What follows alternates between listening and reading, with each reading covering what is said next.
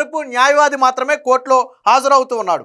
అయితే రక్షణ కోసం చేసినటువంటి ప్రయత్నం నిన్న బెడిసికొట్టింది. ముఖ్యంగా తమ్మినేని సీతారాం కొడుకు ఎవరైతే కీలక నిందితుడిగా ఉన్నారో చిరంజీవి నాగుకు రక్షణ కల్పించేందుకు మధ్యంతర బెయిల్ ఇచ్చేందుకు నిన్న హైకోర్టు అయితే నిరాకరించింది. దీంతో తమ్మినేని సీతారాం కొడుకు ఖచ్చితంగా లొంగిపోవాల్సిన పరిస్థితి. చిరంజీవి నాగు ఎక్కడ దొరికితే అక్కడ అరెస్టు చేయడానికి ఇప్పుడు పోలీసు బృందాలన్నీ కూడా గాలింపు అయితే మొదలుపెట్టాయి. అయితే ఇదే కేసులో తమ్మినేని సీతారాంకి ఆయన భార్యకు మాత్రం కొంత ఊరట లభించింది. ఏంటి ఆ ఊరట అంటే ప్రస్తుతానికి అరెస్టు నుంచి రక్షణ కల్పిస్తూ వారిద్దరికీ అయితే ఆ కోర్టు రక్షణ ఇచ్చిందంటే తాత్కాలిక మధ్యంతర బెయిల్ ఇవ్వడానికి అవకాశం ఇచ్చింది. బట్ రెగ్యులర్ బెయిల్ మీద పిటిషన్ వేసుకోవడానికి వచ్చే నెల 17 తర్వాత పిటిషన్ వేసుకోమని చెప్పింది. ప్రస్తుతానికి మాత్రం వీళ్ళిద్దరిని అరెస్టు చేయొద్దని ఆదేశాలు ఇచ్చింది. కానీ అదే సమయంలో పోలీసు విచారణకు ఈ నెల 29న తమ్మినేని సీతారాం ఆయన భార్య ఇద్దరూ హాజరు కావాలి. ఒకవేళ ఆయన భార్య వయసు 60 సంవత్సరాలు పైబడి ఉన్న నేపథ్యంలో అవసరమైతే రాలేని పక్షంలో పోలీసులే ఇంటి వద్దకు వెళ్ళి స్టేట్మెంట్ రికార్డ్ చేసుకోవాలని చెప్పి చెప్పడం జరిగింది. పోలీసులు ఎప్పుడు పిలిస్తే అప్పుడు విచారణకు సహకరిస్తామంటేనే మధ్యంతర బెయిల్ ఇస్తామని చెప్పి నిన్న తమ్మినేని సీతారాం లాయర్తో స్వయంగా హైకోర్టు చెప్పిన నేపథ్యంలో వాళ్ళు సహకరిస్తామని హామీ ఇచ్చారు.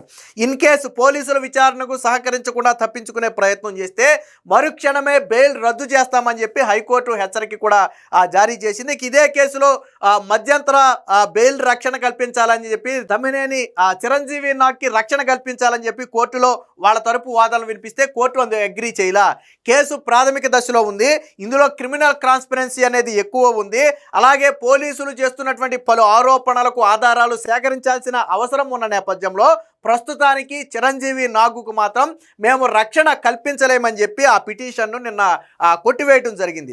సో ఇది నిన్న వాళ్ళకి హైకోర్టులో తగిలిన మొదటి ఎదురుదెబ్బ. అయితే దీంట్లో ఇంకొక ఎదురుదెబ్బ కూడా ఉంది. ఏంటంటే తమ్మినేని సీతారాం ఫ్యామిలీ అక్రమ భాగోతాలు ఒక్కొక్కటిగా వెలుగులోకి వస్తున్నాయి.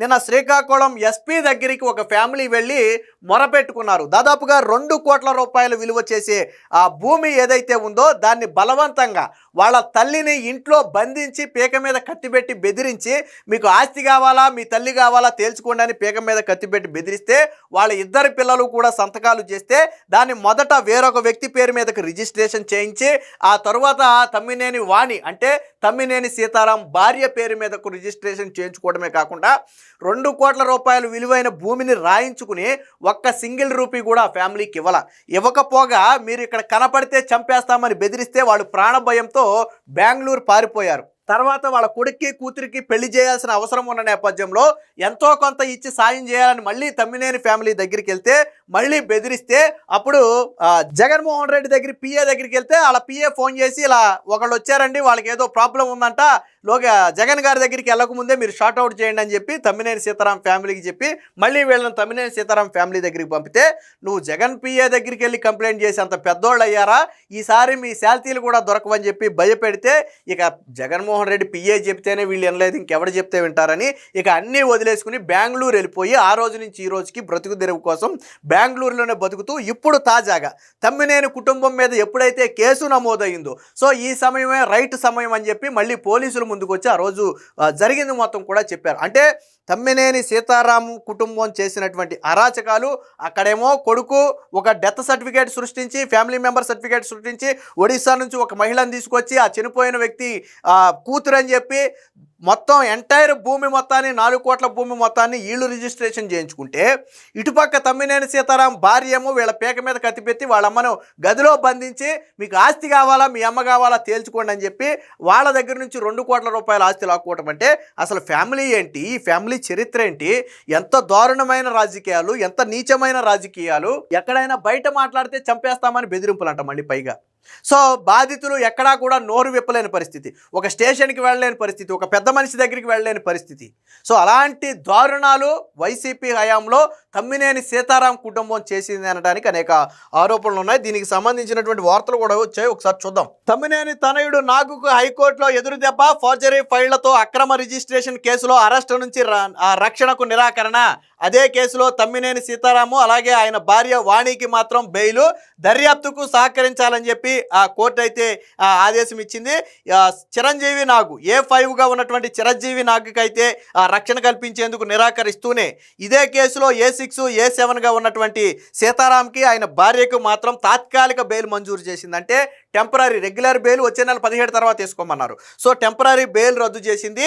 ఈ నెల 29న ఉదయం 10 గంటలకు ఐఓ ముందు హాజరు కావాలి, విచారణకు హాజరు కావాలని ఆదేశించింది. అలాగే విచారణాధికారి కోరినప్పుడల్లా విచారణకు సహకరించాలని, దర్యాప్తుకు సహకరించకపోతే బెయిల్ రద్దు చేస్తామని స్పష్టం చేసింది.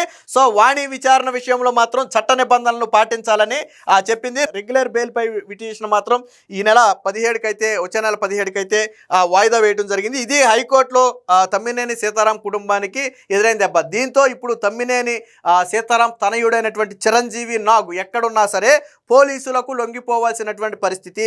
హైకోర్టులో బెయిల్ దొరకలేదు కాబట్టి ఇంకా తప్పించుకునే పరిస్థితి లేదు. ఎప్పుడైతే కోర్టులో బెయిల్ నిరాకరణకు గురైందో వెంటనే పోలీసులు కూడా రంగంలో దిగారు.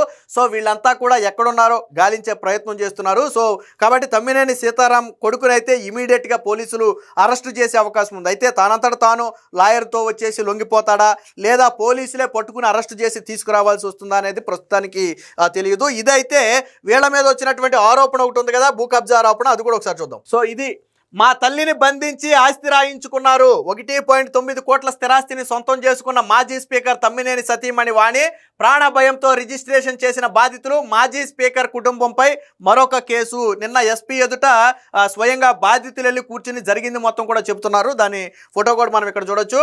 వైసీపీ కీలక నేత ఆస్తి కోసం బాధితుల తల్లిని ఒక గదిలో బంధించి ప్రాణభయం చూపి 1.9 కోట్ల విలువైన స్థలాన్ని తొలుత తన అనుచరుల పేరట వెంటనే తన పేరిట వాణి రిజిస్ట్రేషన్ చేయించుకున్నారు. తమకు రూపాయి కూడా చెల్లించకుండా అప్పటి సబ్ రిజిస్ట్రార్ సహకారంతో ఈ దౌర్జన్యకాండకు పాల్పడ్డారని బాధితులు నిన్న ఎస్పీ మహేశ్వర్ రెడ్డికి అయితే తమ గోడుని వెళ్ళబోసుకున్నారు. అనంతరం వాళ్ళు మీడియాతో కూడా మాట్లాడారు. సో బాధితులు ఎవరయ్యా అంటే భోగి సుధారాణి, అలాగే వాళ్ళ భోగి సంతోష్ పవన్ మణికంఠ, అలాగే వాళ్ళ అమ్మాయి శ్రీజ. సో వీళ్ళందరూ కూడా బాధితులుగా ఉన్నారు. సో తాతల ఆస్తి. సో ఏంటి ఆస్తి కథ ఏంటంటే భోగి సంతోష్ పవన్ మణికంఠకు అలాగే ఆయన సోదరి శ్రీజాకు స్వస్థలం ఆముదాల వలస, వారి తల్లి సుధారాణితో కలిసి ప్రస్తుతం బెంగళూరులో ఉంటున్నారు. అయితే వీళ్ళకి వాళ్ళ తాత భోగి ఆంజనేయ స్వామి నుంచి వారికి వారసత్వంగా లక్ష్మీనగర్, ఆముదాల వలస లక్ష్మీనగర్ వీధిలోని 119 చదరపు గజాల ఖాళీ స్థలం వీరికి దాఖలు పడింది. దీన్ని విక్రయించేలాగా బాధితులు అగ్రిమెంట్ కూడా చేసుకున్నారు. అయితే ఇతర కుటుంబ సభ్యులైనటువంటి రాజేశ్వరి అలాగే ఆనందరావు, పెదనాన్న పెద్దమ్మలు చిన్నాన్నలతో ఈ వివాదం తలెత్తింది. అప్పుడేం చేశారు, అప్పుడే వాణి రంగప్రవేశం చేసింది.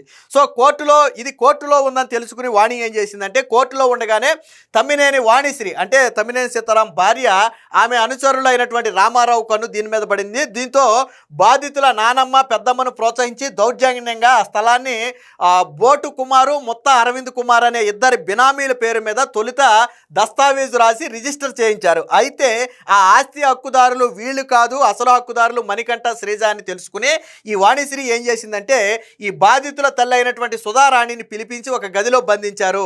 తల్లి ప్రాణాల మీదకి రావడంతో భయపడిన సంతోష్, శ్రీజ 2022 మే 25న ఆముదాల వలస సబ్ రిజిస్టర్ ఆఫీస్కి వెళ్ళి రెక్టిఫికేషన్ డీడ్ పై సంతకాలు చేశారు. తమ్మినేని వాణికి అప్పటి సబ్ రిజిస్టర్ అయినటువంటి అరుణ, బొడ్డేపల్లి అరుణ పూర్తి అనుకూలంగా వ్యవహరించారు. బాధితులకు ₹1 కూడా చెల్లించకుండా సంతకాలు సేకరించుకున్నారు. అదే రోజు అంటే మే 25, 2022నే ఆ స్థలాన్ని తమ అనుచరులైనటువంటి బోటు కుమారు అలాగే అరవింద్ నుంచి తన పేరిట అంటే ఒకే రోజు అనుచరుల పేరు మీద రిజిస్ట్రేషన్ చేశారు. అదే రోజు అనుచరుల పేరు మీద నుంచి వాణి పేరు మీద కూడా రిజిస్ట్రేషన్ చేశారు. ఈ ఎంటైర్ ₹2 కోట్ల విలువైన ఆస్తి ఎపిసోడ్లో ఒక్క సింగిల్ రూపీ కూడా ఈ బాధితులకు ఇవ్వలేదు. సో ఇదే విషయాన్ని నిన్న వాళ్ళు చెప్పారు. దీంతో తప్పని పరిస్థితుల్లో అనంతరం కోర్టులో ఉన్న సివిల్ దావాను సైతం ఉపసంహరించుకోవాలని బెదిరించడంతో భయపడి బాధితులు కోర్టుకు కూడా అంటే ఆల్రెడీ ఇది కుటుంబ సభ్యుల నేపథ్యంలో వివాదం ఉంది కాబట్టి వీళ్ళు ఆల్రెడీ కోర్టుకు వేశారు, ఇంజక్షన్ ఆర్డర్ కూడా తెచ్చుకున్నారు. సో అది నడుస్తూ ఉంది. ఎప్పుడైతే నువ్వు కోర్టుకు వెళ్ళావంటే నీ అంతు చూస్తామని బెదిరించారో వీళ్ళు కోర్టు వాయిదాలకు కూడా హాజరవటానికి మానేశారు పూర్తిగా. దీంతో కేసు కూడా నీరుగారిపోయింది. అయితే ఏం చేశారు వీళ్ళు, తప్పని పరిస్థితుల్లో వాళ్ళ ఆ కుమారుడికి పెళ్లి చేయాల్సి ఉందని చెప్పి వాళ్ళ దగ్గరికి వెళ్తే ₹1 కూడా మీకు ఇచ్చేది లేదు, దిక్కును చూడ చెప్పుకోమన్నారట. అప్పుడు వీళ్ళు ఏం చేశారంటే జగన్మోహన్ రెడ్డి పిఏ అయినటువంటి నాగేశ్వర్ రెడ్డి దగ్గరికి వెళ్ళి విషయం చెబితే నాగేశ్వర్ రెడ్డి కలుగజేసుకుని తమ్మినేని వాణికి ఫోన్ చేసి వాళ్ళు జగన్మోహన్ రెడ్డి దగ్గరికి వచ్చారు, మీరే సెటిల్ చేసి పంపేయండి అని చెప్పి తమ్మినేని సీతారాం భార్యకు చెప్పి వీళ్ళని మళ్ళీ భార్య దగ్గరికి పంపారు. భార్య దగ్గరికి పంపితే ఏం చేశారు ఇక్కడ చూడండి. ఏం జగన్ పిఏకు చెబుతావా, నీ తరపున జగన్ ఏమైనా బొచ్చు పట్టుకుని వస్తాడా, డబ్బులు ఇచ్చేది లేదు, ఇక్కడే ఉంటే అంతే సంగతని అనుచరుల ముందే వాళ్ళ తల్లి సుధారాణిని ఆమె కొడుకుని బెదిరించి తరిమేశారు. అప్పట్లో వైసీపీ హవాతో అధికార యంత్రాంగం అంతా వారి చెప్పు చేతులతో ఉండటంతో వారు కనీసం ఎవరికి కంప్లైంట్ కూడా చేయకుండానే ఆ బాధతోనే తిరిగి బెంగళూరు అయితే వెళ్ళిపోయారు. సో ఈ ఆముదాల వలసలో ఎంటైర్ ఎపిసోడ్కు సంబంధించి ఏ స్థాయిలో వీళ్ళు భూ కబ్జాలకు పాల్పడ్డారు అంటానికి ఇది ఒక ఉదాహరణ. అంటే ఒక్కొక్క బాధితులు ఇప్పుడు బయటకు వస్తున్నారు. సో ఒక పక్క కోర్టులో ఎదురు దెబ్బ తగిలింది, మరో పక్క ఇప్పుడు ఇదే సరైన సమయం అని చెప్పి బాధితులు కూడా ఒక్కొక్కరుగా బయటకు వస్తున్నారు. తాజాగా